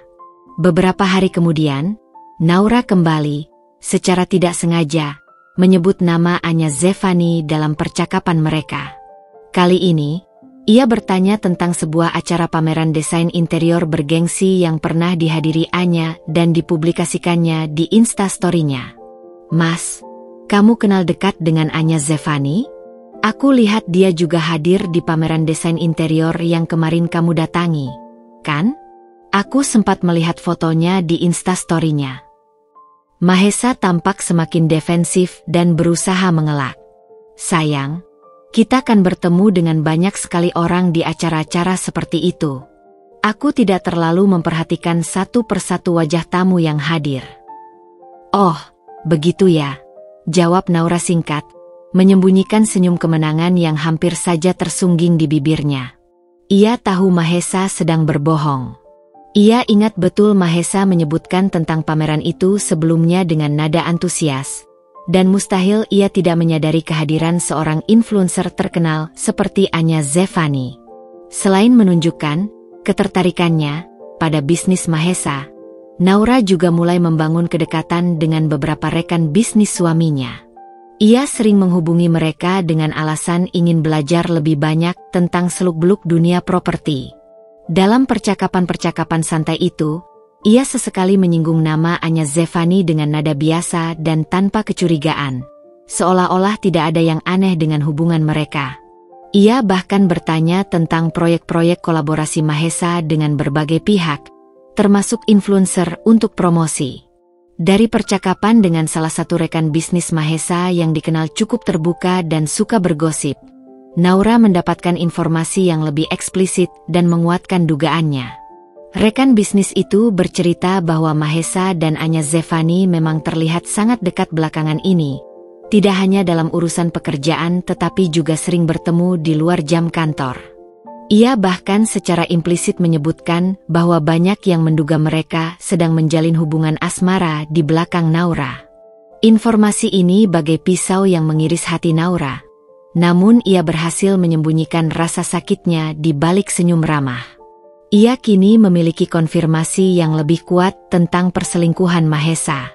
Naura juga tidak lupa untuk terus memantau aktivitas media sosial Anya Zevani. Ia melihat bahwa Anya semakin sering mengunggah foto-foto yang lokasinya terasa familiar bagi Naura. Tempat-tempat mewah yang sering dikunjungi Mahesa untuk bertemu klien penting, atau bahkan tempat-tempat romantis yang pernah menjadi saksi bisu kencan mereka di awal-awal pernikahan. Ini terasa seperti Anya sedang menandai wilayahnya, seolah ingin menunjukkan kepada Naura, secara tidak langsung melalui media sosial, bahwa ia memiliki tempat istimewa dalam kehidupan Mahesa. Dengan semua informasi yang berhasil ia kumpulkan dan analisis, Naura mulai merancang umpan yang lebih besar dan lebih menggoda. Ia ingin membuat Mahesa merasa aman dan semakin yakin bahwa Naura tidak menaruh curiga sama sekali.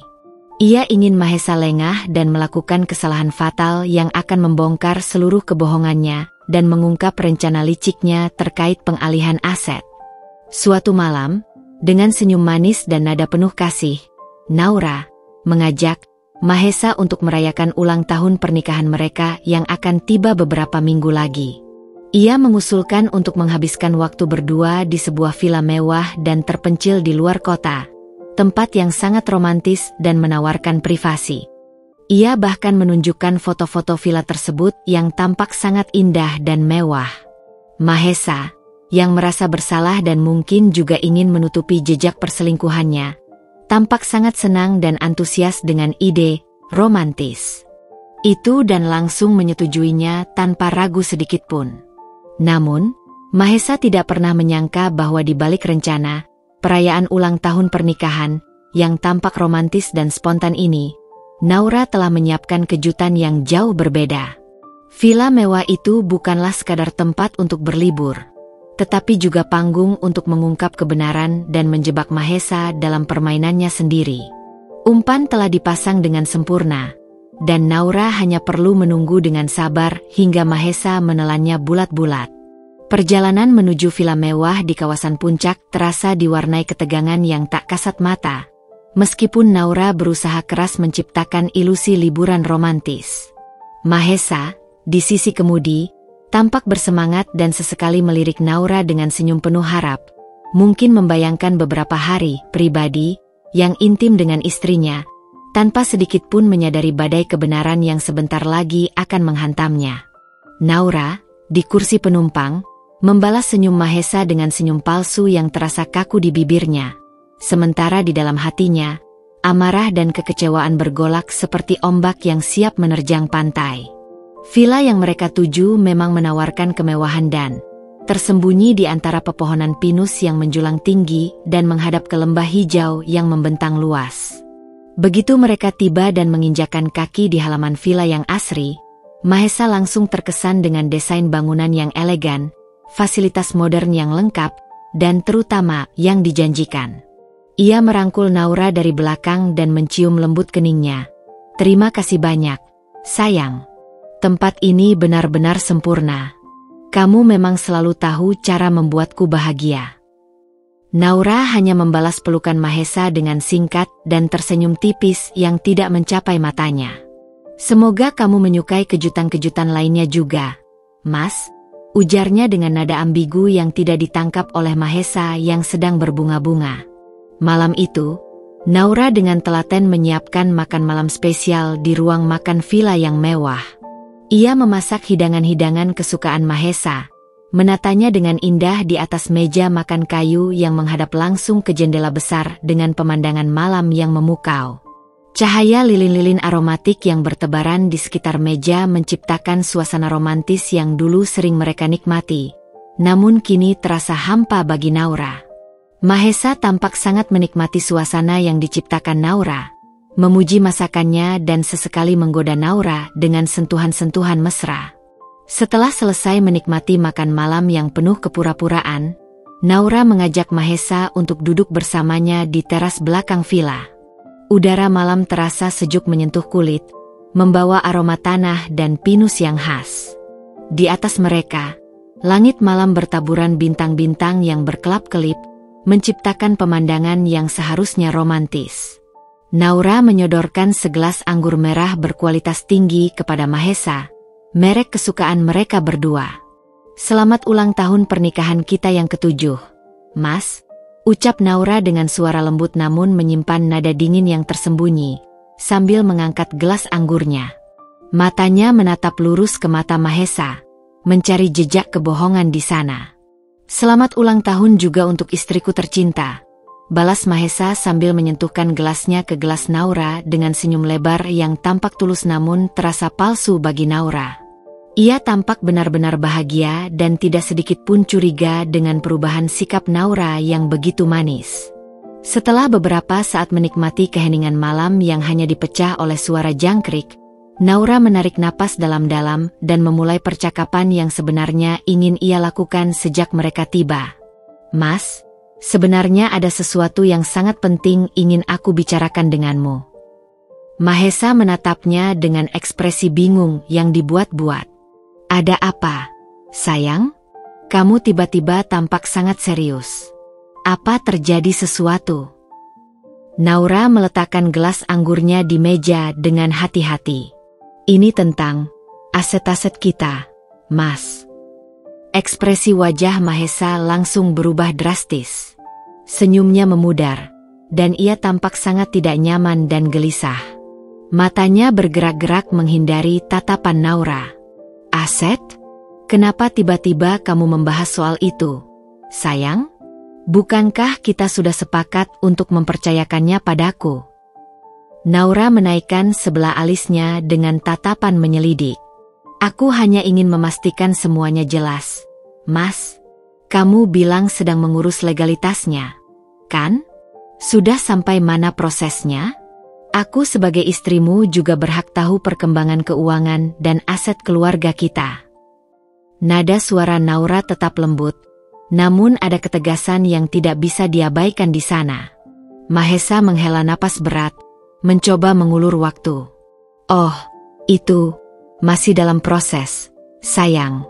Ada beberapa hal yang perlu diselesaikan dengan notaris. Nanti kalau semuanya sudah beres, pasti aku akan kasih tahu kamu detailnya." "Aku hanya ingin tahu detailnya sekarang, Mas. Sebagai istrimu dan sebagai orang yang ikut berkontribusi dalam membangun semua ini, aku juga berhak tahu tentang masa depan keluarga kita dan bagaimana aset-aset itu dikelola. Desak Naura dengan nada yang semakin dingin dan menusuk. Ia tidak akan membiarkan Mahesa terus mengelak. Mahesa akhirnya menghela napas panjang, tanda menyerah. Baiklah, baiklah. Semuanya sudah hampir selesai kok. Sertifikatnya. Sudah hampir semuanya atas nama aku. Ia mengucapkan kalimat terakhir itu dengan nada pelan, seolah menyadari implikasinya. Mendengar pengakuan Mahesa yang akhirnya keluar juga, Naura merasakan amarahnya kembali bergejolak hebat di dalam dirinya. Pengkhianatan itu terasa semakin nyata dan menyakitkan. Namun, ia berhasil mengendalikan emosinya dan memasang senyum sinis yang dingin di bibirnya. Oh, sudah hampir semua atas nama kamu? Kenapa bisa begitu, Mas? Bukankah selama ini kita membangun semuanya bersama-sama, dengan keringat dan air mata kita berdua? Mahesa tampak semakin terpojok dan tidak berdaya. Ia mulai mencari-cari alasan yang terdengar dibuat-buat dan tidak masuk akal. Ini demi kebaikan kita juga kok, sayang. Biar lebih mudah kalau ada urusan administrasi atau hal-hal yang tidak terduga di kemudian hari. Kamu kan tahu aku lebih mengerti soal urusan seperti ini. Mudah untuk kamu sendiri maksudmu, Mas? Tanya Naura dengan nada dingin yang menusuk jantung Mahesa. Ia tidak lagi menyembunyikan kekecewaannya. Mahesa terdiam, tidak bisa menemukan kata-kata untuk membela diri. Ia tahu ia telah melakukan kesalahan besar. Saat itulah, dengan gerakan cepat dan terencana, Naura mengeluarkan sebuah tablet tipis dari balik selimut lembut yang menutupi kakinya. Ia meletakkannya di atas meja teras di antara mereka berdua dan menekan tombol play.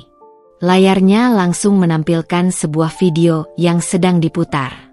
Video itu menampilkan Mahesa dan Anya Zevani sedang bermesraan di dalam sebuah apartemen mewah yang jelas bukan milik mereka. Adegan-adegan dalam video itu sangat intim dan tidak bisa disangkal lagi. Wajah Mahesa pucat pasi melihat tayangan video yang menghancurkan dunianya itu. Apa ini? Gagap Mahesa dengan suara tercekat, matanya membelalak penuh ketidakpercayaan dan ketakutan. Ini adalah kejutan, ulang tahun pernikahan yang sebenarnya dariku, Mas. Jawab Naura dengan senyum kemenangan yang dingin dan menusuk. Kamu tidak tahu, kan? Kalau selama ini aku sudah tahu semuanya?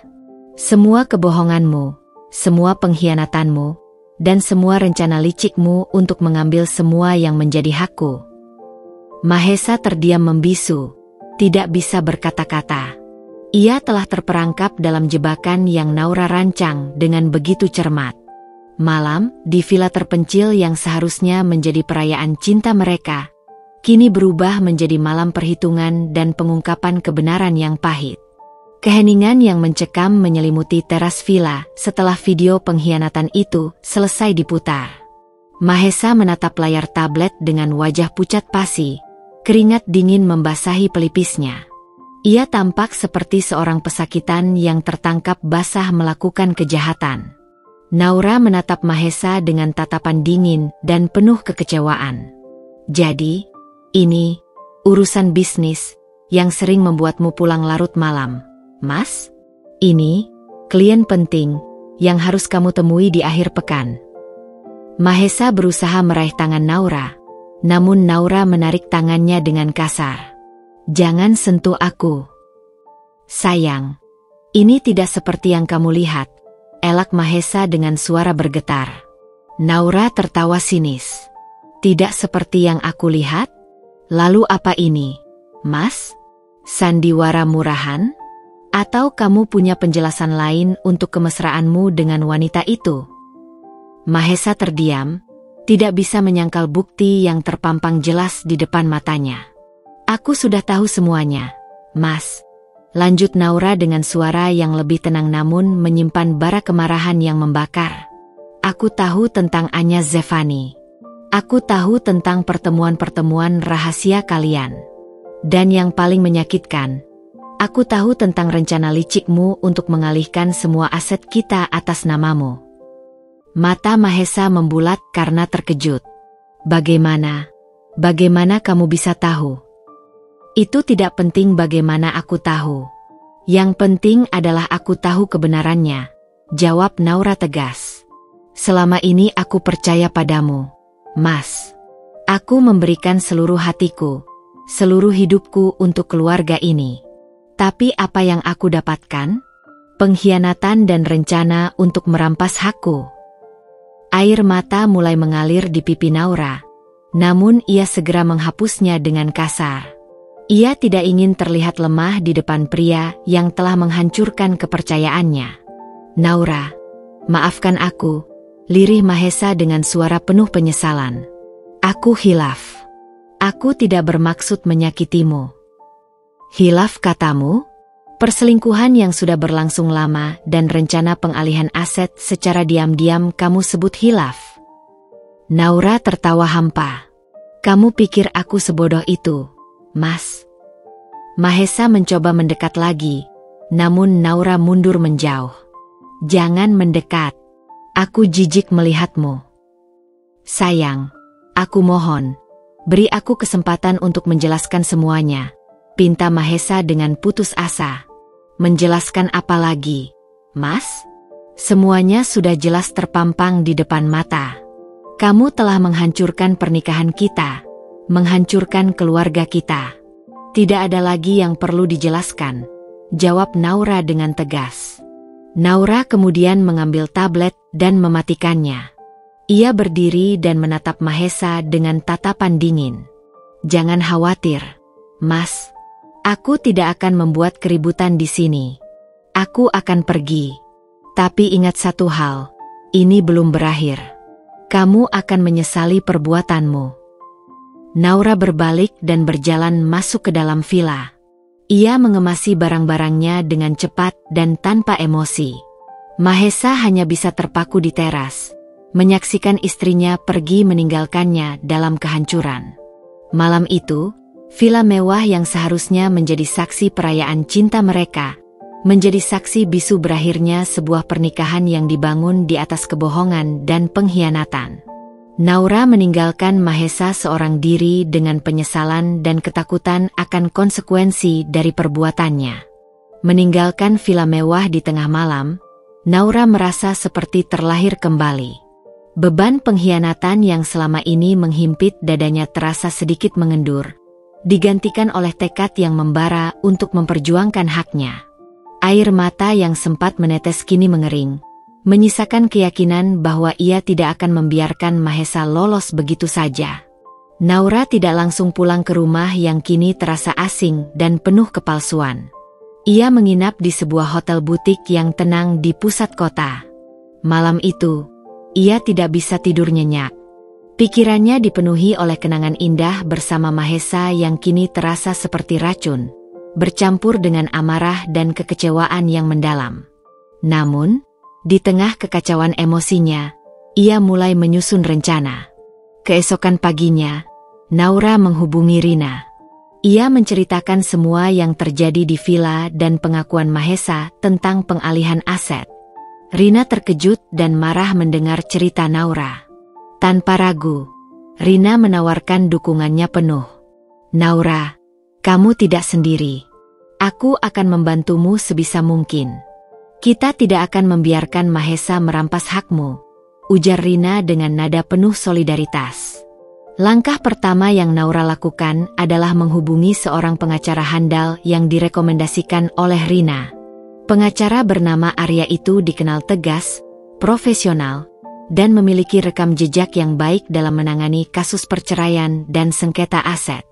Dalam pertemuan pertamanya dengan Arya, Naura menceritakan seluruh kronologi kejadian, mulai dari kecurigaannya, penyelidikannya, hingga konfrontasinya dengan Mahesa di villa. Ia menunjukkan bukti-bukti yang telah ia kumpulkan, termasuk video pengkhianatan dan dokumen-dokumen kepemilikan aset yang menunjukkan pengalihan nama.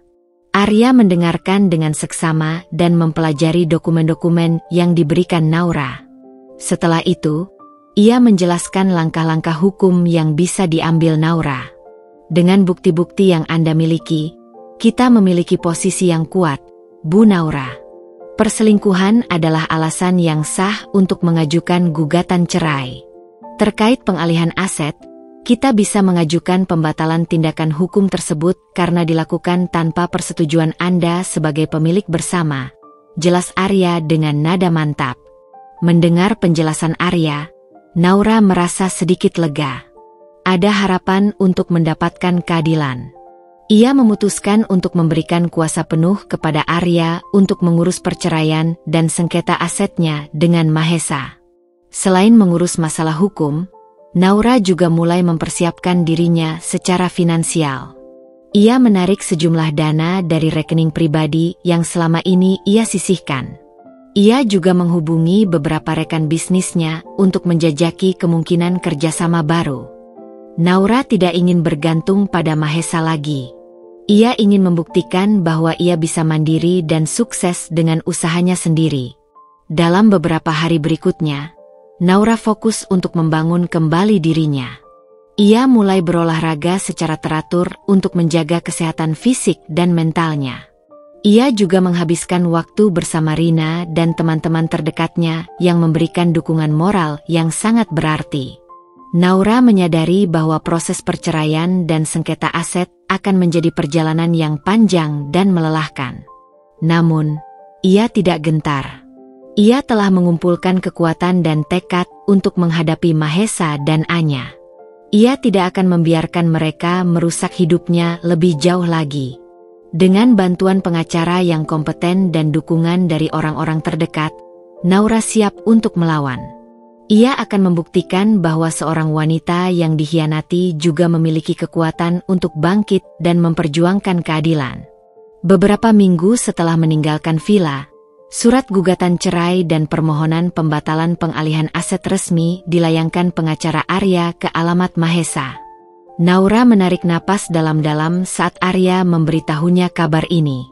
Inilah langkah awal dalam pertempuran yang sesungguhnya. Reaksi Mahesa tidak butuh waktu lama. Awalnya, ia mencoba menghubungi Naura berkali-kali melalui telepon dan pesan singkat, namun Naura tidak menjawab satupun. Ia memblokir semua kontaknya, tidak ingin mendengar lagi alasan atau pembelaan dirinya. Kemudian, Mahesa mulai menghubungi Rina, memohon agar Rina membujuk Naura untuk berbicara dengannya. Namun, Rina dengan tegas menolak permintaannya dan justru mendukung penuh tindakan Naura. Mahesa, kamu sudah keterlaluan. Kamu pikir Naura akan diam saja setelah semua yang kamu lakukan? Hadapi saja konsekuensi dari perbuatanmu, ujar Rina dengan nada dingin dan penuh kekecewaan. Merasa semua usahanya untuk menghubungi Naura gagal, Mahesa akhirnya mendatangi kantor Arya. Ia tampak marah dan tidak terima dengan gugatan cerai dan permohonan pembatalan aset yang diajukan Naura. Apa-apaan ini, Arya? Kenapa kamu ikut campur urusan rumah tangga saya? Bentak Mahesa dengan nada tinggi. Arya dengan tenang menghadapi kemarahan Mahesa. Saya di sini bertindak sebagai kuasa hukum Ibu Naura. Beliau telah memberikan kuasa penuh kepada saya untuk menyelesaikan masalah ini secara hukum. Tapi ini tidak adil. Naura tidak punya hak melakukan ini, sergah Mahesa. Justru tindakan Anda yang tidak adil, Bapak Mahesa. Anda melakukan perselingkuhan dan secara sepihak mengalihkan aset-aset yang seharusnya menjadi milik bersama tanpa persetujuan istri Anda.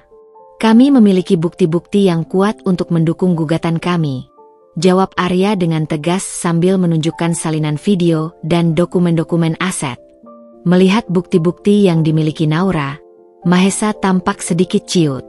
Namun, ia masih berusaha membela diri.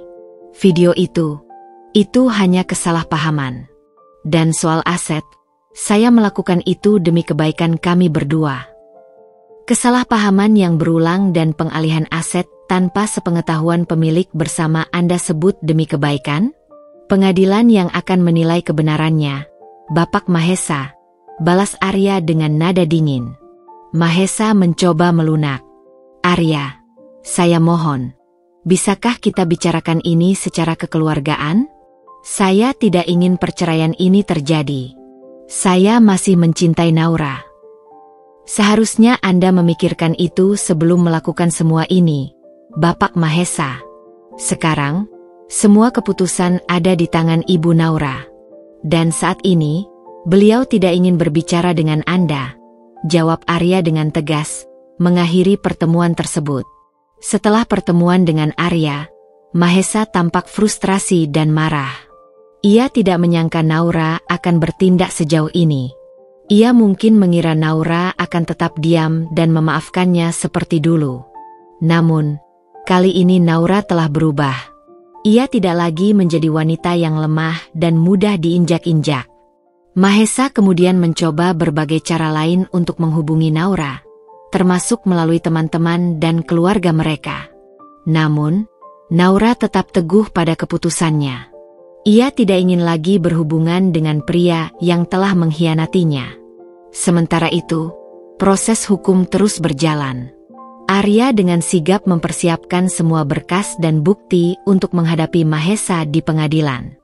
Naura mempercayakan sepenuhnya proses ini kepada Arya dan fokus untuk membangun kembali hidupnya. Ia mulai mencari rumah baru dan mengembangkan bisnisnya. Langkah hukum pertama Naura telah memberikan pukulan telak bagi Mahesa. Ia mulai merasakan konsekuensi dari perbuatannya. Namun, pertempuran yang sesungguhnya baru saja dimulai. Mahesa tidak akan menyerah begitu saja. Ia pasti akan melakukan berbagai cara untuk mempertahankan pernikahannya dan aset-asetnya. Beberapa minggu berlalu dalam ketegangan yang terasa pekat. Surat gugatan cerai dan permohonan pembatalan pengalihan aset yang dilayangkan Naura membuat Mahesa kelimpungan. Ia mencoba segala cara untuk menghubungi Naura, mengirim pesan-pesan penuh penyesalan dan janji perubahan. Namun Naura tetap membungkam diri. Ia hanya berkomunikasi melalui pengacaranya, Arya. Sidang perdana perceraian dan sengketa aset akhirnya digelar. Naura hadir didampingi Arya, tampak tegar namun dengan raut wajah yang menyimpan luka mendalam. Mahesa datang dengan pengacaranya sendiri, seorang pria parubaya dengan reputasi licik dalam menangani kasus-kasus perceraian orang kaya. Suasana ruang sidang terasa dingin dan formal. Hakim ketua membuka persidangan dan membacakan agenda sidang. Pengacara Naura mengajukan gugatan cerai dengan alasan perselingkuhan dan permohonan pembatalan pengalihan aset karena dilakukan tanpa persetujuan istri. Mereka menyerahkan bukti-bukti yang memberatkan Mahesa, termasuk video perselingkuhan dan dokumen pengalihan aset. Pengacara Mahesa tidak tinggal diam. Ia berusaha mematahkan gugatan Naura dengan berbagai argumen. Ia menyebut video perselingkuhan sebagai rekaman yang tidak seharusnya dipublikasikan, dan mencoba meragukan keabsahannya. Terkait pengalihan aset, ia berdalih bahwa tindakan Mahesa adalah demi efisiensi pengelolaan aset keluarga, dan akan menguntungkan Naura di masa depan. Mahesa sendiri diberi kesempatan untuk berbicara. Dengan nada penuh penyesalan, ia memohon kepada hakim untuk tidak mengabulkan gugatan cerai Naura. Ia mengakui kesalahannya dan berjanji akan berubah menjadi suami yang lebih baik. Ia juga berjanji akan mengembalikan semua aset atas nama bersama. Mendengar permohonan Mahesa, Naura hanya bisa tersenyum sinis. Kata-kata manis itu sudah terlambat. Kepercayaan yang telah ia berikan telah dihancurkan berkeping-keping. Arya dengan tegas membantah semua argumen pengacara Mahesa. Ia menekankan bahwa perselingkuhan adalah pelanggaran berat dalam perkawinan dan pengalihan aset secara sepihak adalah tindakan yang melanggar hukum. Ia meminta hakim untuk mengabulkan gugatan cerai Naura dan membatalkan pengalihan aset. Setelah mendengarkan keterangan dari kedua belah pihak dan mempelajari bukti-bukti yang diajukan, hakim ketua memutuskan untuk menunda sidang dan memberikan kesempatan kepada kedua belah pihak untuk melakukan mediasi. Di luar ruang sidang, Mahesa mencoba mendekati Naura, namun Arya dengan sigap menghalanginya. "Jangan mendekati klien saya, Bapak Mahesa. Semua komunikasi harus melalui pengacara. Mahesa menatap Naura dengan tatapan memelas. Naura, aku mohon, beri aku kesempatan. Kita bisa bicarakan ini baik-baik. Naura menatap Mahesa dengan tatapan dingin dan tanpa emosi. Tidak ada lagi yang perlu dibicarakan, Mahesa. Semua sudah jelas di pengadilan. Mediasi yang dilakukan beberapa hari kemudian tidak membuahkan hasil. Naura tetap teguh pada keputusannya untuk bercerai dan menuntut haknya atas aset-aset yang telah dibangun bersama. Mahesa, di sisi lain, masih berusaha mempertahankan pernikahannya dan asetnya. Dengan gagalnya mediasi, pertempuran di pengadilan pun semakin sengit. Kedua belah pihak mempersiapkan diri untuk sidang-sidang berikutnya dengan membawa saksi dan bukti-bukti tambahan untuk memperkuat argumen masing-masing. Naura siap menghadapi segala kemungkinan. Ia tidak akan mundur sampai keadilan berpihak padanya. Sidang lanjutan perceraian dan sengketa aset memasuki babak yang semakin menegangkan. Atmosfer ruang sidang terasa lebih berat dan intens dari sebelumnya. Tatapan dingin Naura bertemu dengan mata Mahesa yang penuh kecemasan, menciptakan jarak emosional yang tak terjembatani. Pengacara kedua belah pihak, Arya yang tenang dan terukur di satu sisi, berhadapan dengan pengacara Mahesa yang berusaha keras mempertahankan narasi yang mulai runtuh. Pengacara Mahesa memulai sidang dengan menghadirkan serangkaian saksi yang berusaha melukiskan citra Mahesa sebagai seorang suami yang bertanggung jawab secara finansial dan seorang pengusaha yang visioner. Seorang rekan bisnis Mahesa memberikan kesaksian tentang dedikasi Mahesa terhadap pekerjaan dan kontribusinya dalam mengembangkan perusahaan. Seorang kerabat jauh mencoba menggambarkan Mahesa sebagai sosok keluarga yang penyayang. Namun, kesaksian-kesaksian ini terasa dangkal dan tidak menyentuh inti permasalahan, perselingkuhan dan pengalihan aset secara sepihak. Pengacara Mahesa bahkan mencoba menginsinuasi motif tersembunyi Naura dalam mengajukan gugatan, menyiratkan bahwa Naura, setelah bertahun-tahun menikmati kemewahan, kini hanya ingin memanfaatkan situasi untuk mendapatkan harta Mahesa. Namun, Arya telah mempersiapkan diri dengan matang. Ia menghadirkan Rina sebagai saksi kunci yang memberikan kesaksian yang jujur dan memberatkan Mahesa. Dengan suara yang jelas dan penuh keyakinan, Rina menceritakan tentang curhatan Naura selama masa-masa sulit, perubahan drastis dalam sikap Mahesa, alasan-alasan mencurigakan Mahesa saat pulang larut malam atau pergi di akhir pekan, hingga akhirnya Naura menemukan bukti tak terbantahkan tentang perselingkuhan Mahesa. Kesaksian Rina tidak hanya menguatkan gugatan cerai Naura, tetapi juga memberikan gambaran yang lebih manusiawi tentang penderitaan yang dialami Naura akibat pengkhianatan suaminya. Pukulan telak bagi Mahesa datang ketika Arya menghadirkan seorang saksi yang sama sekali tidak terduga oleh pihak Mahesa, mantan kepala bagian keuangan di perusahaan Mahesa. Dengan sumpah di atas kitab suci, mantan karyawan tersebut memberikan kesaksian yang secara langsung membongkar kebohongan Mahesa terkait pengalihan aset. Ia mengaku pernah menerima perintah langsung dari Mahesa untuk menyiapkan dan memproses dokumen-dokumen pengalihan kepemilikan aset atas nama Mahesa seorang, tanpa melibatkan atau memberitahu Naura sedikitpun. Ia bahkan menunjukkan beberapa email dan catatan internal yang menguatkan perintah tersebut.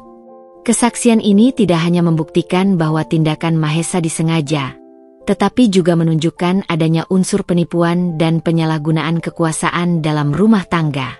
Selain kesaksian yang memberatkan, Arya juga mengajukan serangkaian bukti-bukti pendukung yang semakin memperlemah posisi Mahesa. Ia menunjukkan catatan keuangan keluarga yang terdokumentasi dengan rapi, yang secara jelas memperlihatkan bahwa Naura tidak hanya berperan sebagai ibu rumah tangga, tetapi juga aktif berkontribusi secara finansial dalam membangun kekayaan mereka melalui investasi dan bisnis sampingan yang ia kelola.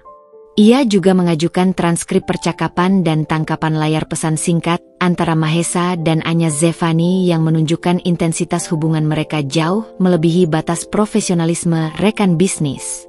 Pesan-pesan mesra dan janji-janji tidak bisa lagi disangkal sebagai kesalahpahaman. Terpojok dengan saksi-saksi dan bukti-bukti yang semakin tak terbantahkan, pengacara Mahesa mencoba mengubah taktik dengan menyerang karakter Naura. Ia mengajukan pertanyaan-pertanyaan insinuatif yang mencoba menggali informasi pribadi yang tidak relevan dengan pokok perkara, dengan harapan bisa merusak citra Naura di mata hakim dan menciptakan keraguan tentang motifnya. Namun, Arya dengan sigap mengajukan keberatan atas setiap pertanyaan yang dianggap tidak relevan dan cenderung merendahkan martabat kliennya. Hakim ketua pun beberapa kali menegur pengacara Mahesa atas taktik yang tidak etis tersebut. Mahesa sendiri tampak semakin tertekan dan gelisah selama persidangan berlangsung. Ia menyadari bahwa jaring-jaring kebohongannya mulai terurai dan posisinya di hadapan hukum semakin sulit dipertahankan. Ia beberapa kali mencuri pandang ke arah Naura, mencoba mencari setitik harapan atau belas kasihan di matanya. Namun Naura selalu mengalihkan pandangannya dengan tatapan dingin yang menunjukkan bahwa pintu maaf telah tertutup rapat. Di penghujung sidang yang melelahkan, hakim ketua memberikan kesempatan terakhir kepada kedua belah pihak untuk menyampaikan kesimpulan akhir. Arya dengan suara mantap dan penuh keyakinan kembali menegaskan tuntutan Naura, mengabulkan gugatan cerai dengan alasan perselingkuhan, menyatakan batal demi hukum tindakan pengalihan aset yang dilakukan secara sepihak, dan memerintahkan pembagian harta gonogini secara adil sesuai dengan kontribusi nyata masing-masing pihak selama pernikahan. Pengacara Mahesa masih berusaha mengajukan pembelaan terakhir dengan argumen-argumen yang terdengar semakin lemah dan tidak meyakinkan, mencoba menciptakan keraguan di benak hakim. Namun, fakta-fakta yang terungkap dan kesaksian para saksi telah menciptakan narasi yang sulit untuk dipatahkan. Setelah mendengarkan dengan saksama semua keterangan, mempelajari bukti-bukti yang diajukan, dan mencatat setiap detail persidangan, hakim ketua akhirnya memutuskan untuk menunda sidang dan mengumumkan bahwa putusan akhir akan dibacakan pada sidang berikutnya. Keluar dari ruang sidang, Naura merasakan beban di pundaknya sedikit berkurang. Tabir kebohongan Mahesa telah terkoyak di depan mata hukum. Fakta-fakta dan saksi-saksi yang dihadirkan Arya telah memberikan gambaran yang jelas tentang kebenaran yang selama ini ia perjuangkan dengan susah payah. Namun, ketidakpastian masih menggantung hingga putusan hakim dibacakan. Mahesa, di sisi lain, tampak pucat dan putus asa, menyadari bahwa hari penghakiman atas perbuatannya semakin dekat. Hari pembacaan putusan tiba dengan tegang yang menyelimuti ruang sidang. Naura duduk dengan tenang di samping Arya, berusaha menyembunyikan gejolak di dalam dirinya. Di sisi lain, Mahesa tampak gelisah, sesekali mengusap wajahnya dengan tangan gemetar. Hakim ketua memasuki ruang sidang dengan wajah. Ia membacakan ringkasan kasus dan mempertimbangkan semua bukti serta kesaksian yang telah diajukan selama persidangan. Suara hakim yang tenang namun tegas memenuhi keheningan ruangan. Setelah mempertimbangkan dengan seksama semua fakta dan bukti yang terungkap di persidangan, majelis hakim memutuskan sebagai berikut. Jantung Naura berdebar kencang. Ia menggenggam erat tangan Arya, mencoba mencari kekuatan. Mahesa menundukkan kepalanya, tidak berani menatap ke depan. Mengabulkan gugatan cerai yang diajukan oleh penggugat, Ibu Naura, terhadap tergugat, Bapak Mahesa. Naura menghela napas lega. Air mata haru hampir menetes di pipinya, namun ia berhasil menahannya. Menyatakan batal demi hukum tindakan pengalihan aset-aset yang dilakukan oleh tergugat tanpa persetujuan penggugat. Sebuah senyum tipis terukir di bibir Naura. Keadilan mulai berpihak padanya. Memerintahkan pembagian harta gonogini antara penggugat dan tergugat secara adil, dengan mempertimbangkan kontribusi masing-masing pihak selama masa perkawinan. Hakim ketua kemudian merinci pembagian aset yang harus diterima Naura, yang jumlahnya cukup signifikan dan sesuai dengan kontribusinya selama bertahun-tahun. Mahesa hanya bisa mendengarkan putusan hakim dengan wajah tertunduk dan penuh penyesalan. Setelah hakim mengetuk palu tanda sidang berakhir, Arya menoleh ke arah Naura dengan senyum kemenangan. Selamat, Bu Naura. Keadilan telah ditegakkan. Naura membalas senyum Arya dengan rasa terima kasih yang mendalam. Ia merasa beban berat yang selama ini membebani pundaknya akhirnya terangkat. Mahesa mencoba mendekati Naura, namun Arya kembali menghalanginya. Semua urusan akan diselesaikan melalui jalur hukum, Bapak Mahesa. Mahesa menatap Naura dengan tatapan penuh penyesalan dan putus asa. Naura, maafkan aku.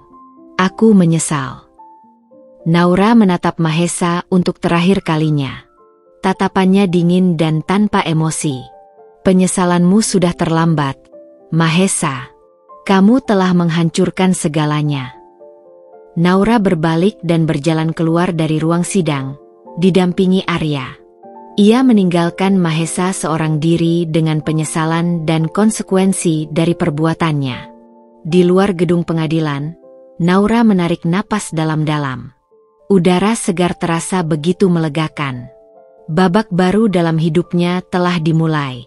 Ia telah berhasil memperjuangkan keadilannya dan mendapatkan kembali haknya. Meskipun luka pengkhianatan masih terasa perih, ia yakin bisa menyembuhkan diri dan membangun kembali hidupnya yang baru.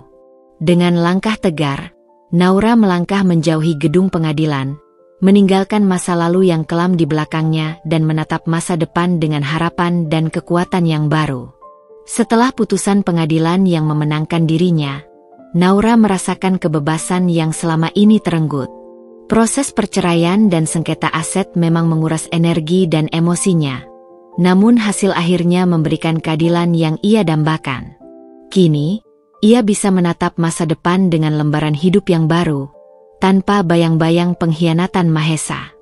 Langkah pertama yang Naura lakukan adalah menata kembali kehidupannya secara fisik. Ia pindah ke rumah baru yang lebih kecil namun nyaman dan sesuai dengan kepribadiannya. Ia mendekorasi rumah itu dengan sentuhan feminin dan modern, menciptakan ruang yang benar-benar menjadi miliknya. Secara finansial, Naura juga mulai mandiri. Ia mengembangkan bisnis propertinya dengan semangat baru. Pengalaman pahit yang ia alami justru menjadi motivasi untuk membuktikan bahwa ia bisa sukses tanpa bergantung pada siapapun. Dengan keahlian dan jaringan yang dimilikinya, bisnis Naura perlahan tapi pasti kembali berkembang pesat. Naura juga mulai membuka diri untuk pergaulan yang lebih luas. Ia menghabiskan lebih banyak waktu dengan Rina dan teman-teman terdekatnya, menikmati kebersamaan dan dukungan yang mereka berikan. Ia juga mulai mengikuti berbagai kegiatan sosial dan komunitas yang sesuai dengan minatnya, bertemu dengan orang-orang baru yang memiliki visi dan energi positif. Proses penyembuhan luka batin tentu tidak terjadi dalam semalam. Terkadang, kenangan indah bersama Mahesa masih menghantuinya, terutama di saat-saat sepi. Namun, Naura belajar untuk menerima masa lalu sebagai bagian dari perjalanan hidupnya, tanpa membiarkannya mengendalikan masa depannya. Ia fokus pada saat ini dan membangun hari esok yang lebih baik untuk dirinya sendiri. Naura belajar untuk mencintai dirinya sendiri lebih dalam. Ia memanjakan dirinya dengan hal-hal yang membuatnya bahagia, seperti membaca buku di taman, menikmati pijat relaksasi, atau sekadar berjalan-jalan menikmati keindahan alam. Ia menyadari bahwa kebahagiaan sejati harus berasal dari dalam diri sendiri, bukan dari orang lain. Suatu hari, saat Naura sedang menghadiri sebuah acara amal, ia bertemu dengan seorang pria bernama Adrian. Adrian adalah seorang arsitek sukses yang memiliki visi yang sama dengannya dalam bisnis properti dan memiliki kepedulian yang tinggi terhadap isu-isu sosial. Mereka mulai berbincang dan menemukan banyak kesamaan. Adrian menunjukkan ketertarikan yang tulus pada Naura, bukan hanya karena kecantikan dan kesuksesannya, tetapi juga karena ketangguhan dan kebijaksanaannya. Mereka menghabiskan lebih banyak waktu bersama, berbagi cerita dan impian. Perlahan, benih-benih cinta mulai tumbuh di antara mereka. Naura tidak terburu-buru. Ia belajar dari pengalaman masa lalunya dan lebih berhati-hati dalam membuka hatinya untuk orang lain. Namun, kehadiran Adrian memberikan warna baru dalam hidupnya. Ia merasa dihargai dan dicintai apa adanya. Beberapa tahun berlalu. Naura semakin sukses dalam karirnya dan bahagia dalam hubungan barunya dengan Adrian. Ia telah berhasil membangun kembali hidupnya yang sempat hancur. Ia membuktikan bahwa pengkhianatan bukanlah akhir dari segalanya, melainkan awal dari babak baru yang penuh dengan harapan dan kebahagiaan yang lebih sejati. Naura telah menemukan kekuatannya sendiri dan menciptakan lembaran baru kehidupannya dengan tinta keberanian dan kemandirian. Tamat.